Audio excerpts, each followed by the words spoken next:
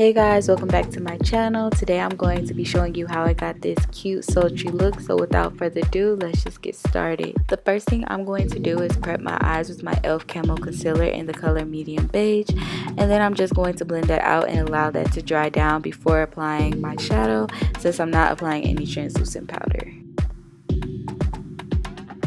The palette I'm using today is Midnight Masquerade by ColourPop, and I'm just going to go in with the first shade, which is Quasimodo, and I'll place that right into my crease and continue to just pack it on until I get a deep shade, and then I'll blend as I go as well. I realized that this shade was very hard to blend. I don't know if it was because it was a darker shade or what, but it was giving me a little difficulty.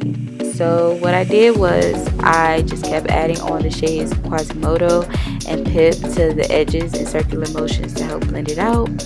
I also find using a clean brush to buff it out was helpful as well. Once the eyeshadow was all blended out, I went back in with my e.l.f. concealer to cut my crease. I like to take my time with this so I can get a nice clean line. I also make sure to buff out the outer edges of my concealer so that the next eyeshadow that I put down blends into it nicely. Next, I'm going to go in with the shade Frog and Wife, and I'm just going to apply that where I cut my crease, making sure that I apply neatly because shimmery shades get everywhere. This color really stood out to me when I got the palette. It's such a beautiful turquoise color, and ColourPop is known for having bomb metallic shades, so this applied so smoothly and it blended really good. The next color I'm using is just a lighter brown from another palette so I can get a nice little ombre effect. I wish this palette had at least another brown. I think it would have made blending a little easier. And then I'm just going to go in with the shade Merryweather and blend it into the Frog and Wife to help it give it like a seamless blend as well.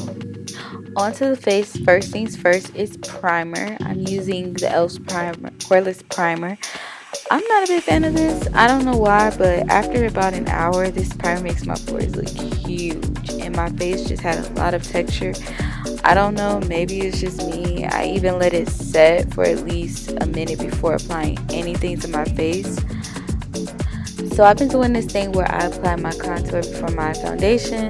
This is the Black Opal Foundation Stick in Almond.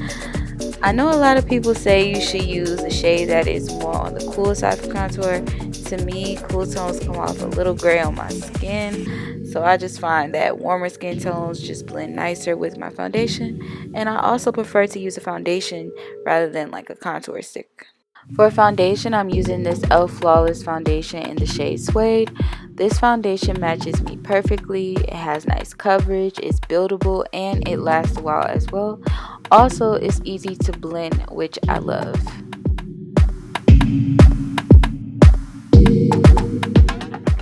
Sometimes I can lose some of my contour, so I just use the leftover from the brush and blend it into my foundation to bring back some of that color.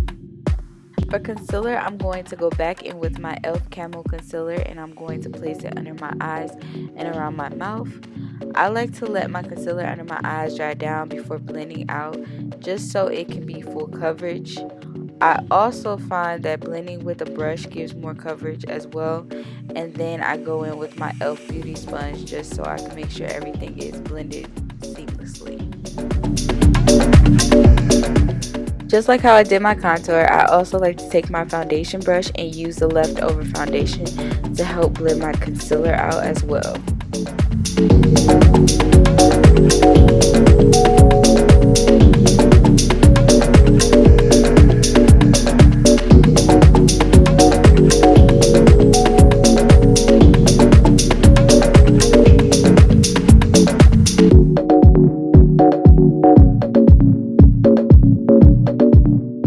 After this, my camera actually cut off, but off camera I just added my Maybelline setting powder, and for contour I used my Fenty Press setting powder in caramel.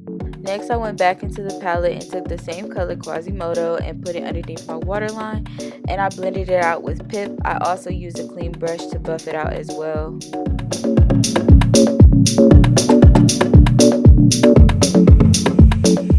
For my inner corner highlight, I used my ColourPop highlight in the shade Wisp, which I also used on my nose and cheeks. Now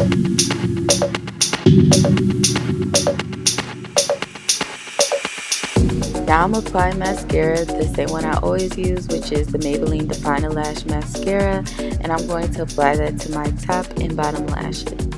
For my lip, I outline with NYX lip liner in the color brown, and I top that with a matte lip cream from Black Radiance in the color Hollywood Hot. I'm not a fan of matte lips, so to spice it up, I added my Milani gloss in the color Nude Shimmer. This is the final look. I hope you guys enjoyed this tutorial, and thank you for watching.